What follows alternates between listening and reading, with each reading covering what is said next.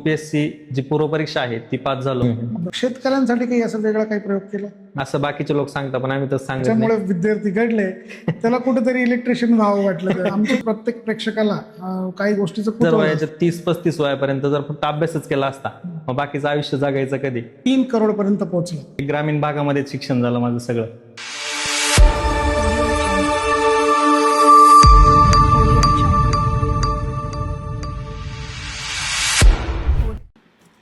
नमस्कार, मी प्रवीण रोकडे पाटील.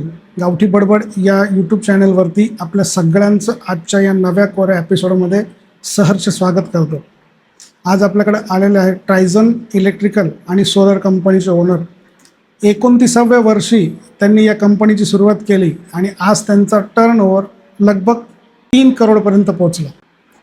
बऱ्याचशा गोष्टी त्यांनी त्या अगोदरही केल्या. स्पर्धा परीक्षा मार्गदर्शन असेल, स्पर्धा परीक्षांची तयारी असेल, स्वतः मार्गदर्शनही केलं असेल, स्वतः क्लासेस चालवले असतील.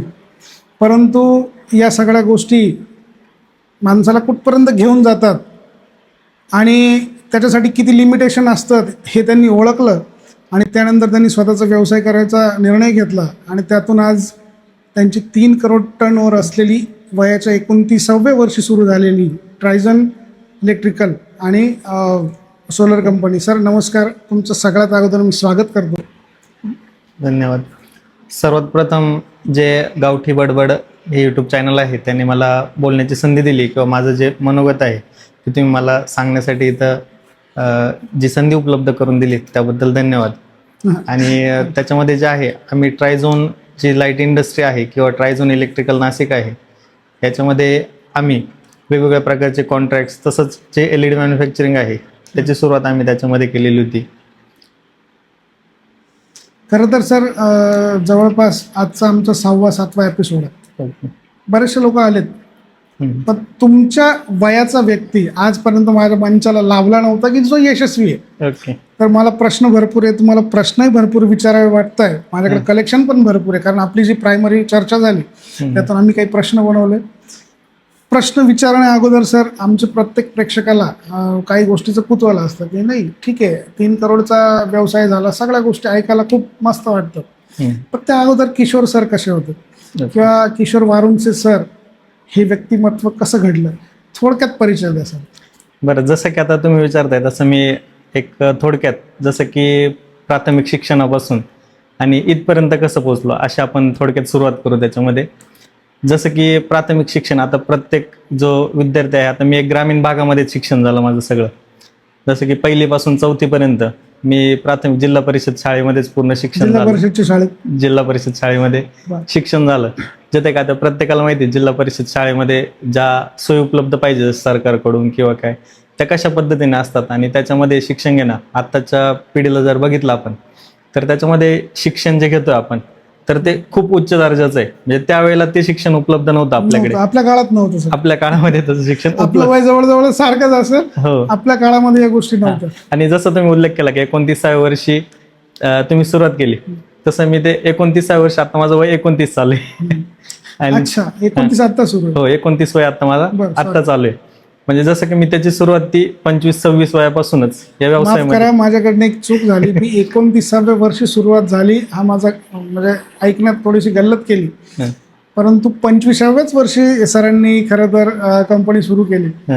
सर कंपनी सुरू करण्या अगोदर म्हणजे तुम्ही म्हणजे शिक्षण कुठे झालं, ऍक्च्युअल शिक्षण कुठे घेतलं, काय घेतलं? हो, आता बघा जसं प्राथमिक शिक्षण हे गावाकडेच झालं. माझं जे मूळ गाव आहे ते सिन्नरमधील डुबेरेवाडी, ज्याला कृष्णनगर असे म्हणून ओळखलं जातं. तर इथं डुबेरेवाडीमध्ये मी प्राथमिक शिक्षण घेतलं आणि 5वी पासून 10वी पर्यंत जे शिक्षण आहे ते आपल्या सिन्नरला लोकनेते जे मराठी विद्याप्रसारकचं लोकनेते शंकरराव आजीवाचे विद्यालय तिथे मी 10वी पर्यंत शिक्षण पूर्ण केलं. म्हणजे असं काही नाही की मी अभ्यासामध्ये खूप हुशार होतो पूर्वीपासून किंवा 10वी पर्यंत माझं मी पहिल्या क्रमांकाने उत्तीर्ण झालो किंवा खूप काही यशस्वीपणे काही मेडल्स मिळवले असं पण नाही. पण एक मी सांगू इच्छितो की मी क्रीडा प्रकारामध्ये उत्कृष्ट कामगिरी केलेली आहे आतापर्यंत. पण कुठले खेळ खेळायचे? मी ॲथलेटिक्समध्ये 1500 मीटर धावणे असेल किंवा धावणे आणि वेट लिफ्टिंग या क्रीडा प्रकारांमध्ये मी बरेचसे कामगिरी, जसं राज्य पातळीवरती मला काही राज्य पुरस्कारही मिळालेले आहेत त्या पद्धतीने. आणि जसं 10वी पर्यंत शिक्षण झाल्यानंतर 11वी 12वी सिन्नरमध्येच गुरुवारी मामासाहेब दांडेकर कला वाणिज्यमध्ये मी 11वी-12वी सायन्स केलं बरं. आणि 12वी नंतर मी संदीप फाउंडेशन इथं SIB मध्ये त्यानंतर मी डिप्लोमा शिक्षण केलं, इंजिनिअरिंग कम्प्लीट केलं आणि त्यानंतर मी इंजिनिअरिंग झालं कम्प्लीट माझं. इंजिनिअरिंग झाल्यानंतर मी विचार केला की आता इंजिनिअरिंग झालं त्याच्यानंतर करायचं काय पुढे. तर आता प्रत्येकाचा तोच प्रश्न असतो की प्रत्येकाला लहानपणी काहीतरी एक स्वप्न बघितलेलं असतं बरोबर आहे. आणि ते स्वप्न आपल्याला पूर्ण करायचंय पुढे. तर मग मी लहानपणी असताना स्वप्न बघितलं होतं की जसं की सैन्यामध्ये दाखल होण्याचं, सैन्यामध्ये जाण्याचं. आता तुम्ही मला सांगितलं, मी खरं तर त्या प्रश्नावर येणार होतो. तुम्ही UPSC MPSCच्या एक्झाम पण ट्राय केलं होतं. हो बरोबर. तसं मी सैन्यामध्ये मला जायचं होतं, माझं स्वप्न होतं लहानपणापासून. बरं. जसं आपण ज्या वातावरणामध्ये घडतो त्या वातावरणामधले जसं की आपल्या आजूबाजूचे लोक आहे, त्या आजूबाजूच्या लोकांचं आपण बघतो की कोणी सैन्यामध्ये जातंय, त्याचं आपण लाईफस्टाईल बघतो, आपण त्याला आकर्षित होतो. तसंही माझंच झालं होतं. मी बाकीचे लोक बघायचो, जे लोक त्यांचं फिटनेस बघायचो, जे आर्मीमध्ये लोक आहेत ते सुट्टीवर आले की त्यांचं मी फिटनेस बघायचो, अरे हे एकदम फिट लोक आहे, किंवा त्याच्याकडे जे पाहण्याचा दृष्टिकोन आहे बरं. तो वेगळा असायचा. मग तेव्हा माझा पण विचार होता की असं काहीतरी आपण करू, केलं पाहिजे. बरोबर आहे. पण मग जसं वय वाढत गेलं, जसे नवीन संकल्पना काही येत गेल्या, त्याच्यामध्ये मी बघितलं की अरे हे तर आपण जे स्वप्न बघत होतो हे एकदम म्हणजे देशासाठी काहीतरी चांगलं आहे ते, पण मग याच्यामधून आपण आपलं जी बुद्धिमत्ता आहे त्याचा वापर करण्यासाठी आपण ऑफिसर पदाकडे गेलं पाहिजे एखाद्या. बरं. म्हणजे सैन्यामध्ये एक सैनिक म्हणून जाण्यापेक्षा आपण आपल्या बुद्धीचा वापर ऑफिसर्स म्हणून करू. म्हणून मी त्याच्यामध्ये सैन्य दलाच्या ज्या CDS परीक्षा आहेत बरोबर. त्याची तयारी चालू केली होती त्याच्यामध्ये. मग CDS पदाची तयारी चालू असताना मी त्याच्यामध्ये 3 ते 4 वेळेस UPSC जी पूर्वपरीक्षा आहे ती पास झालो. बरं. पूर्वपरीक्षा पास झाल्यानंतर पण SSB इंटरव्ह्यू प्रकार असतो त्याच्यामध्ये. मग SSB इंटरव्ह्यू मी क्लिअर केली 4 ते 5 वेळेपर्यंत, परंतु मी कॉन्फरन्स आउट झालो. म्हणजे मी फायनली तिथपर्यंत पोहोचू नाही, पण शकलो. काय कारण होते तिथपर्यंत न पोहोचण्याचे? आता तुम्ही कॉन्फरन्स पर्यंत गेला, हो कॉन्फरन्स पर्यंत गेलो. कुठे अडचण येत होती? कारण आमचे भरपूर जे आहेत व्ह्युअर्स हे नवतरुण आहेत, त्यांनाही त्या गोष्टी क्लिक झाल्या पाहिजे की बरोबर. तिथे सर अडकले होते, तिथे कशी तयारी केली पाहिजे, तुमच्याकडून काय राहून गेलं ते? हो, आता बघा जसं मी UPSCची तयारी करत होतो त्यावेळेला सर्वात पहिल्यांदा आपल्याचा जो ग्रामीण भागातील विद्यार्थी असतो त्याचा हा प्रॉब्लेम असतो की इंग्रजी भाषा हे आपलं सर्वात मोठं बॅरियर्स आहे. बरं. जसं की आपल्या वातावरणामध्ये स्कूलमध्ये किंवा कॉलेजेसमध्ये इंग्रजी भाषेचा वापर केला जात नाही. शिक्षणापुरता तेवढा मर्यादित वापर इंग्रजीचा केला जातो. बरं. मग तसंच इंग्रजीचं ही सगळ्यात मोठी माझं त्यावेळेची अडचण ठरली की इंग्रजी भाषा नाही, नाही. पण आता बरेचसे लोक म्हणतात की इंग्लिश आलेच पाहिजे असं काही नाहीये. UPSC असो MPSC, मी बघितलं बरेच क्लासेस घेणारे लोक बोर्ड लावतात किंवा आपण इंस्टा फेसबुकला त्यांच्या ऍड्स पण बघतो हो. की इंग्रजीची गरज नाहीये, आता तुम्ही मराठी हिंदी सगळं चालतं. असं काय ऍक्च्युअल काय आहे ती परिस्थिती? आता बघा जसं की आपण UPSC सिव्हिल सर्व्हिसेस मध्ये जर बघितलं सर, बरं. तर त्याच्यामध्ये आपल्याला मराठी, हिंदी, इंग्रजी अशा भाषा निवड देतात. पण आपल्या डिफेन्स सर्व्हिसेस जर जॉईन करायचं आहे तर डिफेन्स सर्व्हिसेस मध्ये आपल्याला इंग्रजी येणं खूप अत्यावश्यक आहे. बरं. म्हणजे त्याच्यामध्ये आपले विचार मांडणं किंवा जी आपली सायकोलॉजी असेल ते त्याच्यामध्ये खूप महत्वाचं आहे. मग इंग्रजी भाषा का महत्वाची? तर पूर्ण भारतामधून तिथं सैन्यामध्ये लोक आलेले असतात आणि युनिव्हर्सल लँग्वेज म्हणून इंग्लिशचाच वापर केला जातो. बरोबर. म्हणजे आपला जो साऊथचा भाग आहे तिकडच्या लोकांना हिंदी जमत नाही पण इंग्लिश येतं. हो बरोबर. आणि आपल्या उत्तर भारतातल्या लोकांना किंवा आपणही उत्तर भारतातच मोडतात खरं तर, आपल्याला थोडंसं इंग्लिश कठीण जातं. बरोबर. आता मी 11वी-12वी असताना NCC पण केलेलं आहे, नॅशनल कॅडेट कॉर्प्स मी होतो. तर त्या कालावधीमध्ये मी केरळमध्ये एक कॅम्पसाठी गेलो होतो 15 दिवसासाठी. तर तिथं मी बघितलं तर 15 दिवसासाठी तिथं भरपूर लोक होते की ते फक्त इंग्लिशमध्येच बोलत होते. म्हणजे तिकडचे जे साऊथ कल्चर आहे त्याच्यामध्ये इंग्लिश भाषेचा वापर जास्त प्रमाणात केला होता. त्यावेळेला पण मला वाटलं, त्यावेळेला मला काही कळालं पण नाही. मी 11वी-12वीत असताना म्हणजे इंग्लिश ते फक्त बोलताय आणि मी फक्त ऐकतोय, आणि ते काय ऐकतोय ते मला पण कळत नव्हतं. मी फक्त त्यांच्या तोंडाकडे बघत होतो. आपल्या कुठेतरी शिक्षण पद्धतीची खंत वाटली त्यावेळी तुम्हाला?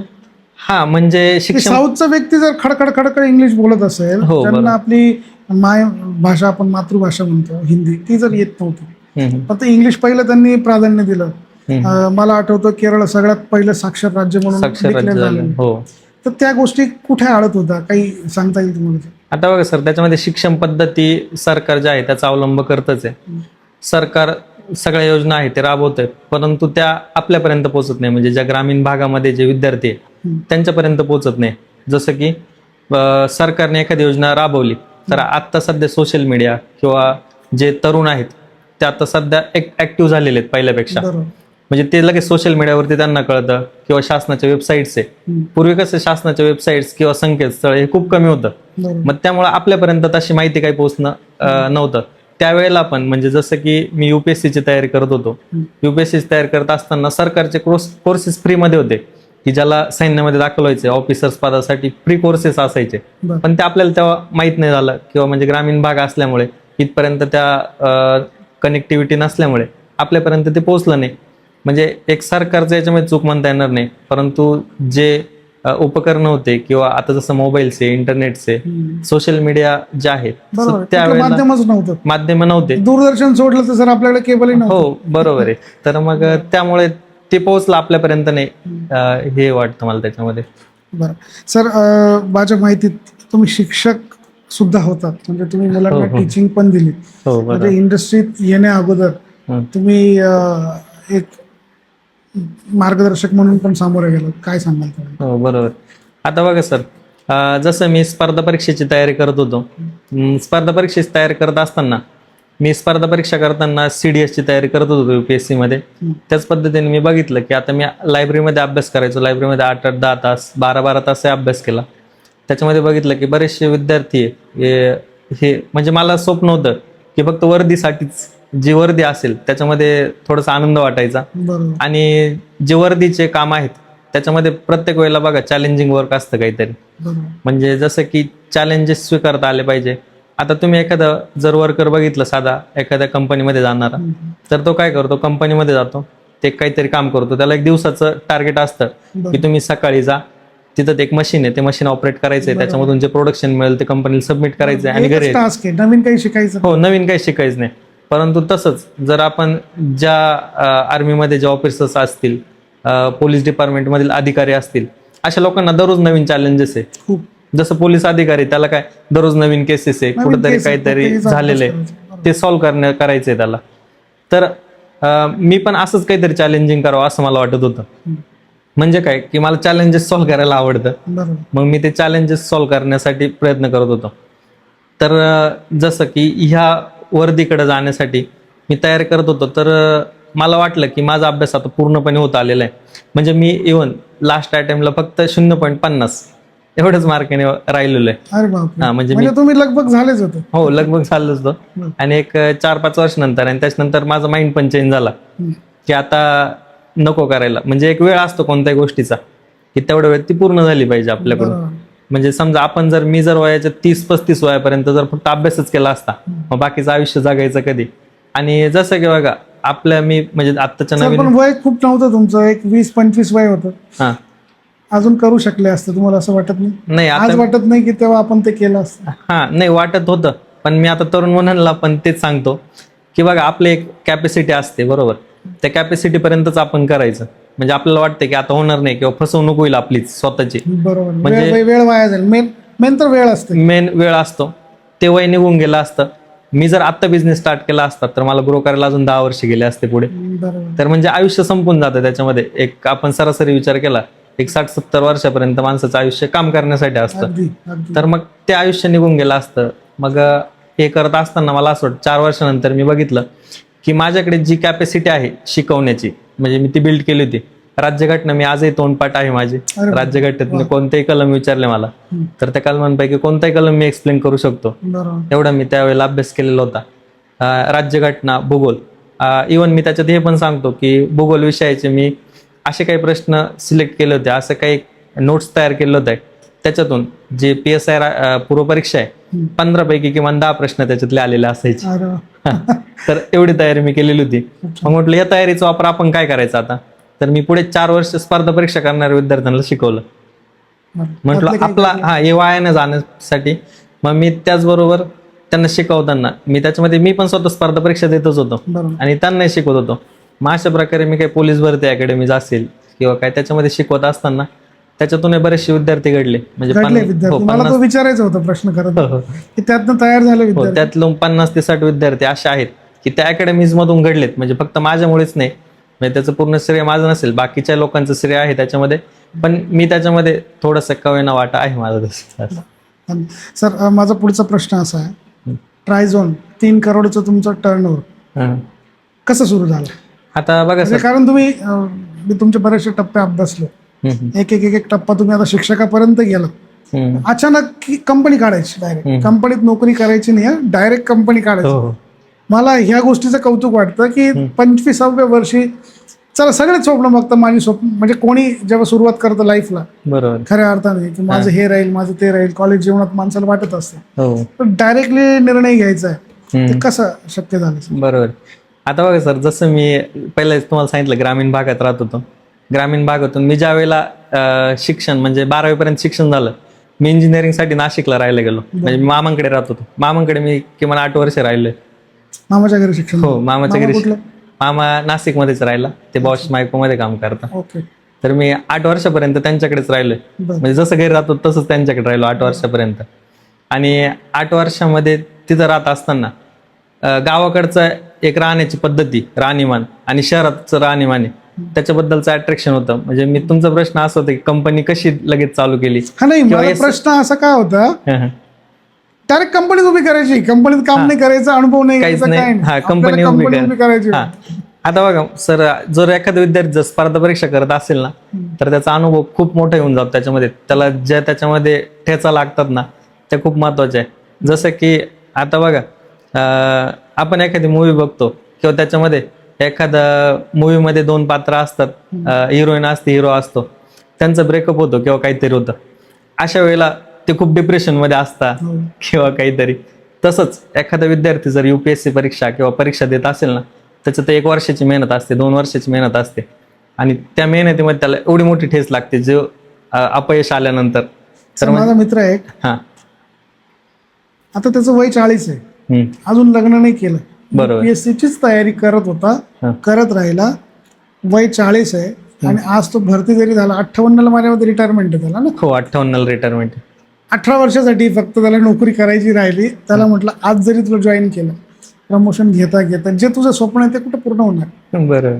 एक वेळ असं तुम्ही मगाशी सांगितलं की थांबलं पाहिजे, आपण थांबायला हवं, कारण दिवसेंदिवस जे यंग जनरेशन आहे, जे पोटात अपडेट होऊन येत आहे, की ज्यांची बुद्धिमत्ता प्रखर आहे, त्यांची आकलन क्षमता भरपूर आहे, तर पटापट अभ्यास करताना पुढे निघतो. तर कुठेतरी थांबलं पण पाहिजे. सर कंटिन्यू करा. आता बघा सर, त्याच्यामध्ये आता जसं तुम्ही बोलले की कुठेतरी थांबलं पाहिजे, बरोबर. तर हे महत्वाचं काय आहे की आपण आपली स्वतःची फसवणूक नाही होऊन द्यायची. आयुष्य एकदाच आपल्याला, अगदी त्याच्यामध्ये आपण आपली स्वतःची फसवणूक नाही करायची, हे महत्वाचं आहे. म्हणजे नाही होते ना आपल्याला, आपण आपली कॅपॅसिटी ओळखा की आपल्याला नाही होते त्याच्यामध्ये, तर तो विषय सोडून द्या, स्किप करा. मी पण मला ओळखलं की ठीक आहे, आता मी 4 वर्ष अभ्यास केला, पण यापुढे जर मला घरच्यांनी सांगितले तू अभ्यास कर, ज्यावेळेला मी अभ्यास सोडला सर, त्यावेळेला मला घरचे बोलले अजून 1 वर्ष करून बघ. पण मी वडिलांना सांगितलं की मी बसेल, लायब्ररीत जाऊन बसेल, पण माझा अभ्यास नाही होणार, मी तुम्हाला फसवल्यासारखं होणार आहे ते. मग तुम्ही विचार करा की आतापर्यंत मी कॅपॅसिटी होती, म्हणजे मला कोणाचं प्रेशर पण नव्हतं की वडिलांनी सांगितलं नव्हतं तू अभ्यासच कर, तू एक अधिकारीच हो, असं पण काही नव्हतं. पण ते माझी एक आतूनच एक ओढ निर्माण झाली होती की एक अधिकारी काहीतरी बनायचं. आणि आता बघा, जसं आपण परत पहिल्या मुद्द्यावरती येऊ की मी अभ्यास करायला जसं मामांकडे गेलो इंजिनिअरिंग करायला, तर गावाकडची पद्धती ती पद्धती खूप वेगळी आहे. मग मी जसं शहरात गेलो तर मला पण असं वाटायला लागलं की माझी पण असे एक बिल्डिंग असावं, माझं पण एक घर असावा, गाडी असावी माझी पण. आणि मग असं मी जसं की मी मामांच्या घरापासून बस स्टँडपर्यंत पायी जायचो किंवा बसमध्ये जायचो. मी बघायचो लोकांची परिस्थिती की हा माणूस कंपनीत काम करतोय, बरोबर, ह्याचा दिवसाचा पगार 15 ते 20 हजार रुपये, पण याच्यामधून आपल्या ज्या प्राथमिक गरजा त्याच पूर्ण होत नाही, बरोबर. मग मी तो पण विचार केला माझा की मी जर अधिकारी झालो तर मी माझ्या गरजा पूर्ण करून काही समाजासाठी करू शकतो का. तर ते बघितलं. मग त्याच्यामध्ये एक सॅलरी, जसं की एक अधिकारी झालं 1 लाखापर्यंत 1.5 लाखापर्यंत सॅलरी त्याच्यामध्ये मिळते, ठीक आहे. मग मी माझी कॅपॅसिटी पण ओळखली. मी काय आता 4 वर्ष अभ्यास केलाय, पण आता अधिकारीमध्ये किंवा कशामध्ये सिलेक्शन होणं अशक्य वाटतंय. मग मी त्याच्यानंतर घरी आलो. घरी आल्यानंतर माझं इंजिनिअरिंग झालेलंच होतं त्यावेळेला. कॅम्पसमधून माझं प्लेसमेंट पण झालेलं होतं JCB कंपनीमध्ये, आणि त्यावेळेला मला तिथे 24-25 हजारापर्यंत पगार त्यांनी दिला पण होता. मग मी घरी आलो, वडिलांशी थोडंसं बोललो की असं असं आहे. मग ते म्हणून बघ तुला काय करायचं, पण म्हटलो नाही नका. त्याच्यामध्ये आता मी जे बघितलंय शहरामध्ये की एक 20-25 हजारात काय होणार नाही. हां, तर मग मी परत घरी आलो. परत 1 वर्ष परत अभ्यास केला, कुठंच न जाता घरातच अभ्यास केला 1 वर्ष. तरी पण नाही सक्सेस मिळालं. मग म्हटलं की आता मग लॉकडाऊनचा पिरियड आला होता. लॉकडाऊनच्या पिरियडमध्ये माझं मित्र आणि आकाशवाजी आणि मी असं आम्ही दोघं पण भरतीचीच तयारी करत होतो, स्पर्धा परीक्षेची. मग आम्ही असंच जॉगिंगसाठी गेलो असताना डोंगरात तिथं बसलो आणि तिथं विचार केला की आता पुढे काय करायचं. लॉकडाऊन पण झालेलं आहे, स्पर्धा परीक्षेचा अभ्यास, परीक्षा पण वेळेवर होत नाहीये. बरोबर. मग आता काय करायचं. आणि असं काही नाही का आमची खूप पूर्वीपासून आमच्याकडे प्रॉपर्टी आहे किंवा काय की आम्ही काही न करता राहू शकतो, असं तर काहीच नव्हतं. करायचं तर आहेच, काही करायचं तर काहीतरी वेळ आहे. पण वाया नाही घालवायचा, निर्णय तर काहीतरी घ्यायचा. बरोबर आहे. आणि जर असं शांत बसलो तर आपण काहीच करू शकणार नाही आणि आपलं आयुष्य वाया जाणार आहे. बरोबर. मग तो विचार करून आम्ही काय केलं, म्हटलं आपण काहीतरी छोटे मोठे कामं चालू करू, म्हणजे ज्यातून आपलं फक्त दररोजचं जगण्यापुरतंच साधन होईल. बरोबर. मग आम्ही असंच सर्च करता करता बघितलं इंजिनिअरिंग झालंय. मग मी बघितलं की मी कॉन्ट्रॅक्टर लायसन पण करू शकते, गव्हर्नमेंट कॉन्ट्रॅक्टर होऊ शकतो. बरोबर. मग आम्ही लायसनसाठी अप्लाय केला. मग लायसन अप्लाय केलं. लायसन अप्लाय केल्यानंतर तो माझा मित्र आहे, तो माझ्यासोबतच होता काय, म्हणजे आम्ही दोघांनीच पार्टनरशिप करायची असं ठरवलं आणि कंपनी चालू करायची. कुठला व्यवसाय सुरू करताना मित्रच एकत्र येतात. मित्रांचे स्वप्न असतं पार्टनर मध्ये करू, आणि पार्टनरशिप कधीच टिकत नाही, हा माझा स्वतःचा अनुभव. नाही पण सर आता बघा, आम्ही लहानपणापासूनचे मित्र होतो. त्यांनी माझं अपयश बघितलं होतं, मी त्याचं अपयश बघितलंय आणि त्याच्यातून असं की आम्ही आजपर्यंत सोबत आहे. आता जरी 5 ते 6 वर्ष झाले, आम्ही आजपर्यंत सोबत काम करतोय. दररोज सकाळी आल्यावर आमची मीटिंग होते की आज काय करायचंय दिवसभर आणि कोणते माणसं कुठं काम करणार आहे हे आम्ही सकाळी ठरवतो. आणि दिवसभर आम्ही दोघंही पण भेटत नाही आणि दुसऱ्या दिवशी परत सकाळी कालच्या कामाचा फॉलोअप बरोबर झालेला असतो. तर माझा प्रश्न आता सुरुवात कशी झाली. सुरुवात अशी झाली सर, आम्ही बसलो होतो डोंगराच्या तिथे. मग विचार केला की आता करायचं काय, लॉकडाऊन पण झालेलं आहे. बऱ्याच लोकांची परिस्थिती पण बघत होतो की लोकांना कामावरून घरी ठेवलं जातंय आणि त्यांचं दररोजचं जीवन पण जगू शकत नाही ग्रामीण भागामध्ये. म्हटलं आपण काहीतरी कामाला सुरुवात करू. मग आम्ही काय केलं की एक इलेक्ट्रिशियन बनायचं एवढंच ठरवलं त्यावेळेला. म्हणजे काय करायचं, कोणाचे काही प्रॉब्लेम आले, UPSC MPSC ची एक्झाम देणारा व्यक्ती, अगदी कॉन्फरन्स हॉल पर्यंत गेलेला व्यक्ती आणि त्याच्यानंतर शिक्षक राहिलेला व्यक्ती, ज्याच्यामुळे विद्यार्थी घडले, त्याला कुठेतरी इलेक्ट्रिशियन व्हावं वाटलं. आम्ही दोघांनी हाच विचार केला की आपण इलेक्ट्रिशियन बनून लोकांचे प्रॉब्लेम सॉल्व्ह करू. जसं अधिकारी म्हणून पण प्रॉब्लेम सॉल्व्ह करणार आहे, ठीक आहे आपण इथून सुरुवात करू. स्वप्न थोडेसे आपण कमी केलं. आपण लोकांचे प्रॉब्लेम सॉल्व्ह करू. मग आम्ही काय करायचो, आम्ही बॅनर्स प्रिंट केले, प्रत्येक गावामध्ये जाऊन बॅनर्स लावले प्रत्येक ठिकाणी.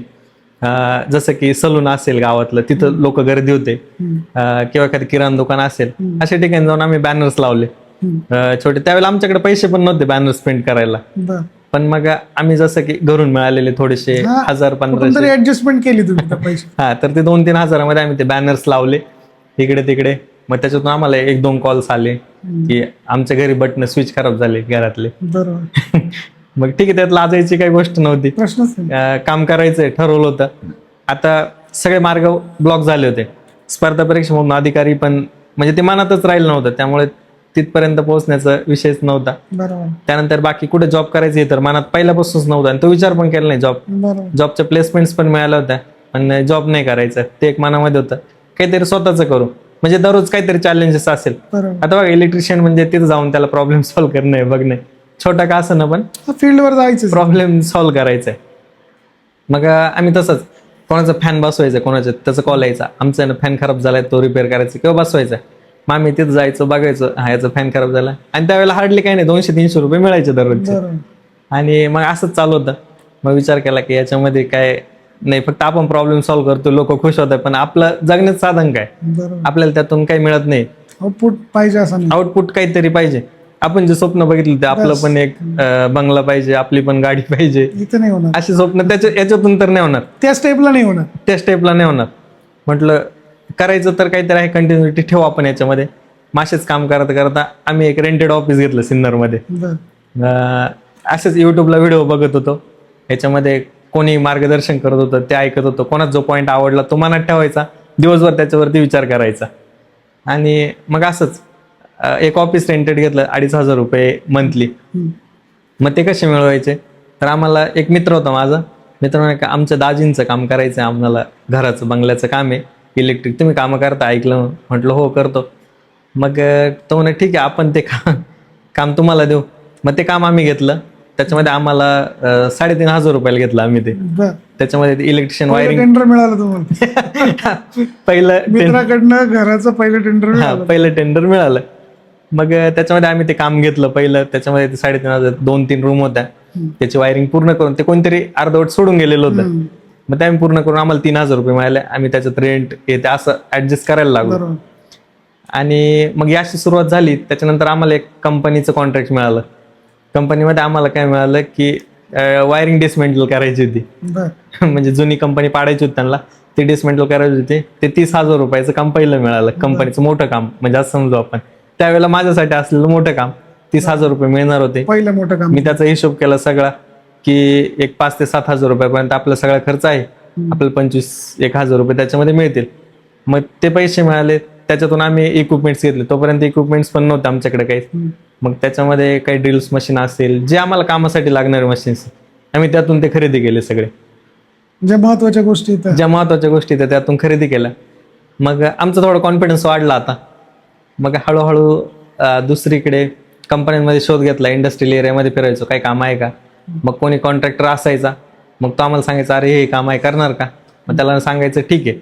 मग असं करता करता आम्ही पहिल्या वर्षामध्ये आमचं 5 ते 6 लाखापर्यंतच टर्नओव्हर गेलं फक्त. म्हणजे पहिलं वर्ष होतं ते 2022 मध्ये. मग असं ते पहिल्या वर्षामध्ये तेवढा टर्नओव्हर गेला. मग म्हटलं ठीक आहे 5-6 लाखापर्यंत. मग त्याच्यातला जो प्रॉफिट असेल तो काही 1-2 लाखापर्यंत. म्हणजे आम्ही जसं कंपनीत एखादं वर्कर काम करतो तोच, पण सुरुवात करणं गरजेची होती. आम्ही त्यातून सुरुवात केली आणि तसंच हळूहळू पुढे पुढे जात जात त्याच्यामध्ये आम्ही बघितलं की आता याच्यामध्ये काहीतरी स्कोप वाटतोय.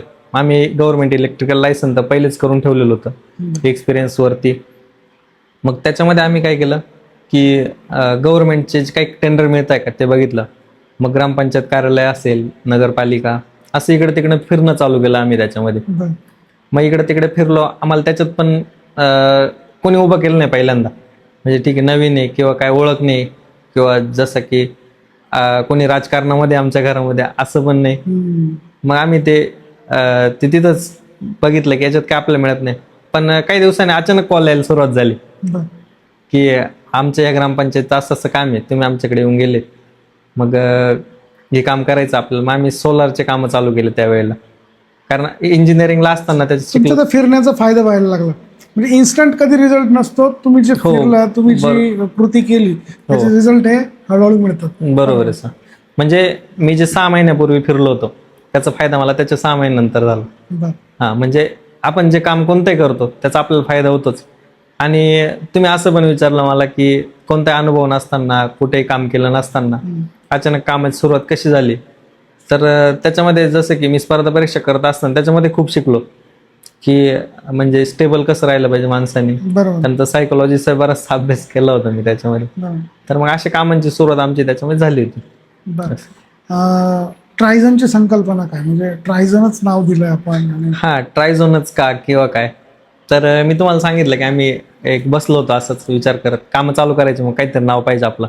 जसं आपण एखादं बघतो की एखादं स्वीटचं दुकान असेल तर त्याला काहीतरी नाव असतं, किंवा कोणी काम करते कॉन्ट्रॅक्टर असेल तर त्याचं काम असतं. मग ट्रायझोनच का.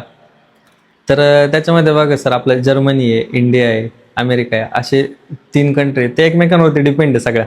म्हणजे टेक्नॉलॉजीच्या बाबतीमध्ये समजा इंडियामध्ये काही आहे, जर्मनीकडून आपण काही स्पेअर पार्ट्स घेतो, अमेरिकेकडून काही स्पेअर पार्ट्स घेतो. जर या दोघांनी सपोर्ट केला तरच आपले इंडियामध्ये काही कामं चालू शकतात, किंवा इंडियाने त्यांना सपोर्ट केला तरच त्याच्यावरती. आता बघा काही बरेचसे सेमी कंडक्टर्स आहे ते इंडियामध्ये बनले जातात, काही बाहेरून घेतले जातात. पण सेमी कंडक्टर बनण्यासाठीचं जे रॉ मटेरियल ते इंडियामधूनच बाहेर जातं. तर म्हणजे आपण टेक्नॉलॉजीमध्ये काहीतरी करतोय. म्हणजे 3 देश जे आहेत तसंच आपण काहीतरी करू असं त्याच्यामध्ये विचार होता. म्हणून आम्ही ते नाव दिलं त्याला ट्रायझोन. नाही, पण ट्रायझोन कसं सुचलं असं म्हणतो? ट्रायझोन हाच वर्ड द्यायचा. हा, मग तेच म्हणजे कसं आम्ही दोघं पार्टनर आहे. ट्रायझोनचा अर्थ काय? हा, ट्रायझोनचा तोच अर्थ आहे एकमेकांवरती. या 3 कंट्री आहे, या 3 कंट्री एकमेकांवरती डिपेंड आहे. एकमेका सहाय्य करू. हा, एकमेका सहाय्य करू. मग तसंच आता आम्ही जरी दोघं असलो तरी ट्रायझोन असं नाव दिलं होतं. ठीक आहे सर. आज आपली कंपनी कुठल्या कुठल्या सेवा देते? बघा, आता सध्या जी आपली कंपनी आहे ती याच्यामध्ये पूर्वी जसं की इलेक्ट्रिशियनचे आम्ही कामं करायचो, तर आता सध्या आम्ही सोलर सर्व्हिसेसमध्ये सोलरचे पूर्ण सर्व्हिसेस असलं कोणत्या असू द्या, 1 किलोवॅट पासून तर पुढे 100 किलोवॅट किंवा मेगावॅट मध्ये पण सर्व्हिसेस आम्ही प्रोव्हाइड करतो. ओके. त्याच्यामध्ये एक सांगायची गोष्ट राहून गेली माझी, की आम्ही ज्या वेळेला हे कामं चालू केले होते 2023 मध्ये आम्ही LED मॅन्युफॅक्चरिंग पण स्टार्ट केलेलं आहे. हा, मी ते विचारणार होतो तुम्हाला, पण राहिलं ते आपलं बोलणं. हा, म्हणजे ते कसं चालू केलं आम्ही, की 2023 मध्ये आम्ही एक बघितलं की ज्या ग्रामपंचायत आपल्या तालुक्यामधल्या असेल, जिल्ह्यामधल्या असेल, तर आम्ही बघायचो की बरेचशे लोकांचे प्रॉब्लेम्स होते. की बनायचं तर आपल्याला प्रॉब्लेम सॉल्व्हरच आहे.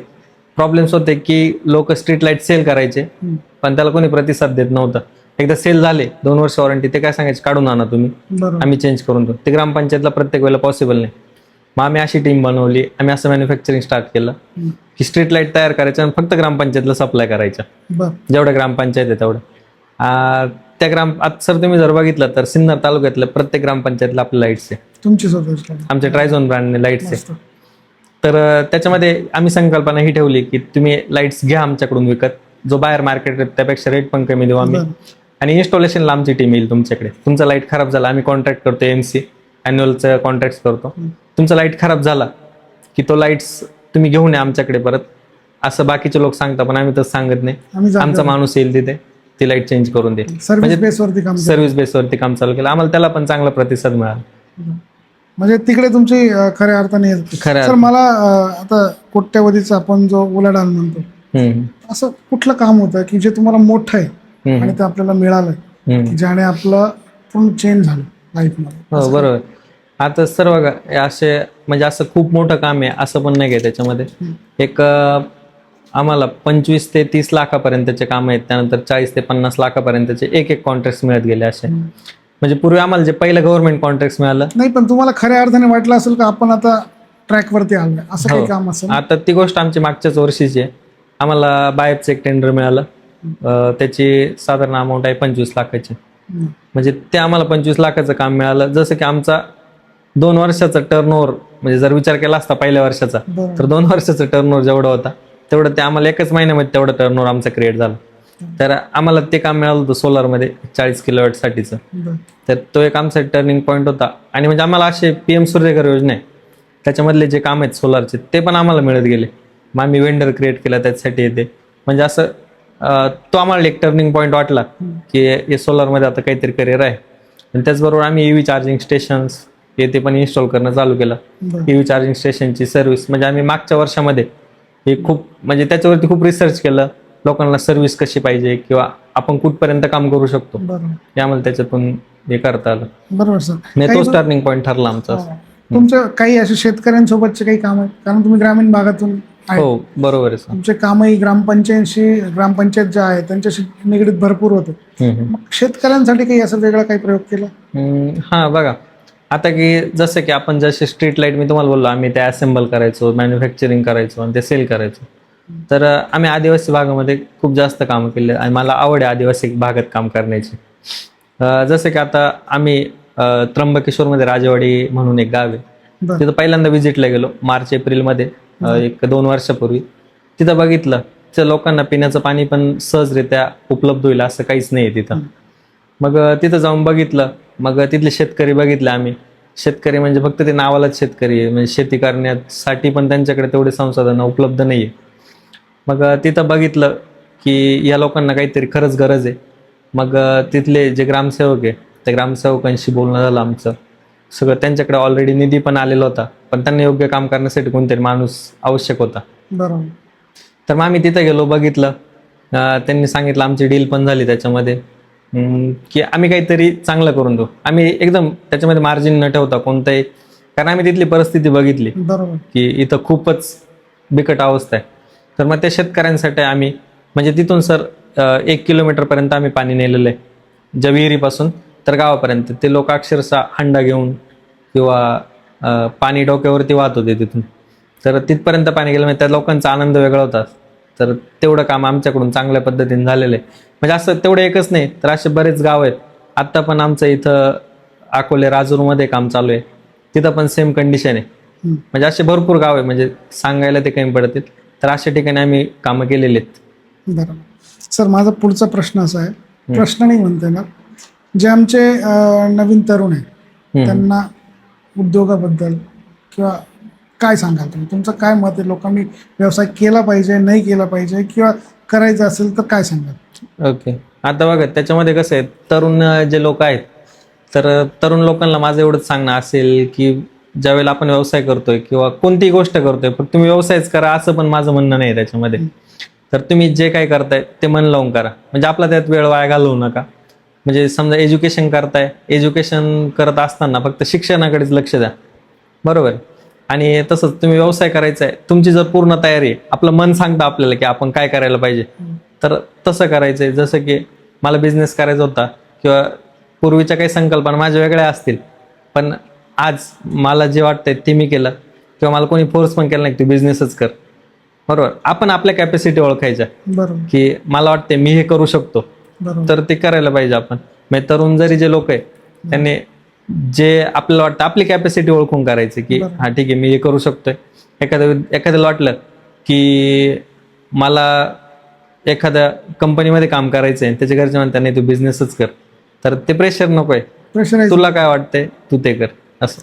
नाही, पण वाटण्याला अर्थ नसतो तुमचा प्रत्येक वेळी. आता तुम्ही जसं सांगितलं की वडिलांना तुम्ही सांगितलं मला व्यवसाय करायचा, हे तुम्हाला वाटलं, बरोबर. तर तुमच्या वडिलांनी तुम्हाला सांगितलं की नाही ठीक आहे बघ कर. काही घरामध्ये तसं नसतं, नाही नोकरी कर, लग्न करायचंय, नोकरी असेल तर मुलगी मिळेल. व्यवसाय कसा असतं सर, आज सुरू केला होईलच याची गॅरंटी नसते. परंतु माझा स्वतःचा अनुभव आहे. माझं रोकडे पाटील, माझं म्हणजे माझ्या मिसेसचा रोकडे पाटील पापड कंपनी नावाचा मोठा व्यवसाय. मोठा तो केव्हा झाला, जेव्हा आम्ही निर्णय घेतला. आणि 10x10च्या रूम मध्ये अक्षरशः पॅकिंग केलेलं माल. बरोबर. आता ती वेगळी स्टोरी मी कधीतरी सांगेन.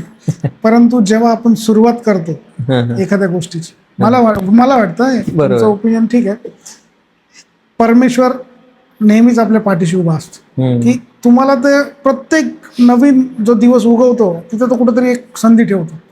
फक्त ती उचलायची की नाही उचलायची हे तुम्ही ठरवायचं, बरोबर. म्हणजे तुम्हाला एखादा कस्टमर आहे, तुम्हाला आळस आलाय, तुम्हाला वाटतं यात फायदा नाहीये, तुम्हाला असं वाटतं हा कटकट आहे, तुम्हाला असं वाटतं इथे माझे 2 पैसे अडकून जातील, हरकत नाही, संधी घ्यायची की नाही तुम्ही ठरवायची. कदाचित ते काम बघून त्याला बघणारे किंवा त्याच्या सोबतीचे लोक तुम्हाला किंवा तुमच्या प्रसिद्धी ते करतील आणि तिथून कुठेतरी तुम्हाला किक भेटेल. संधी उचललीच पाहिजे असं मला वाटतं सर. आजचा किशोर आणि 18 वर्षाचा वयाचा किशोर, त्या किशोरला काय सांगेल 18 वयाच्या व्यक्तीला? आता बघा 18 वय म्हणजे खूपच कमी झालं, त्याच्यामध्ये कुठली समज नसते. नाही, समज असते. शासनाने सांगितलं 18 झाला म्हणजे तू परिपूर्ण झाला, तुला आम्ही जेल पण करू चुकला तर. समज नाही असं नाही, बरोबर. पण आजचा किशोरला 18 वयाच्या किशोरला काय सांगता येईल?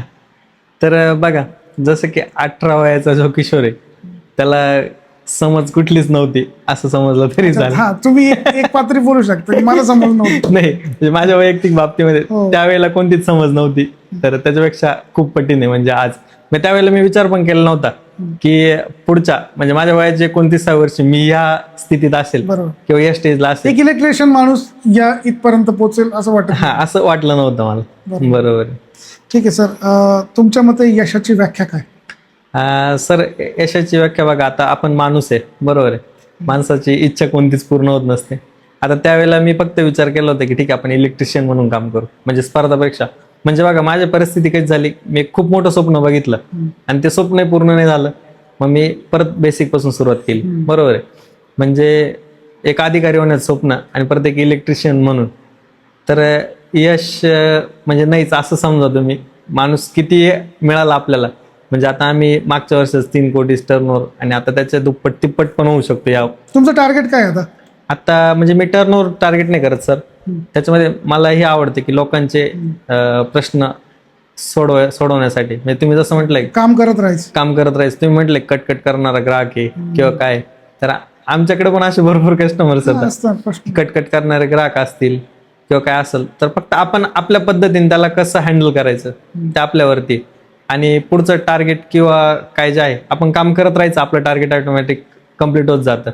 जसं की भगवद्गीतेमध्ये कर्मण्येवाधिकार असते मा फलेषु कदाचन, तर त्या पद्धतीने फक्त काम करत राहायचं आपण. आपलं जे मिळणारं काय आहे ते मिळत जातं आपल्याला, फळाची अपेक्षा करायची नाही. आणि मी हे पण कधी विचार केला नव्हता की माझं टर्नओव्हर एवढा असेल किंवा आमचा टर्नओव्हर आहे तो एवढा असेल. पण तुमची पार्टनरशिप टिकली हे खूप महत्वाचं आहे. हो सर. खरं तर सर तुम्ही आमच्या स्टुडिओला आला, आमचे जे प्रेक्षक आहे मी प्रत्येक प्रेक्षकांना एक विनंती करेन की आम्ही प्रत्येक वेळी एक नवीन प्रयोग करत असतो, कुठल्या तरी नवीन क्षेत्रातील व्यक्ती घेऊन येत असतो. तुमचं जोपर्यंत प्रेम आमच्या लाईक फॉलो सबस्क्राईबला मिळत नाही तोपर्यंत अशा लोकांना मला आणण्याची प्रेरणा इथे मिळत नाही. तुमच्यासोबत चर्चा करून सर मला खूप बरं वाटलं. नक्कीच नवीन एखादा विषय घेऊन स्पेसिफिक एखाद्या विषयावरतीच आपण चर्चा करू. ओके तोपर्यंत तुर्तास आपण रजा घेऊ. ओके धन्यवाद. धन्यवाद.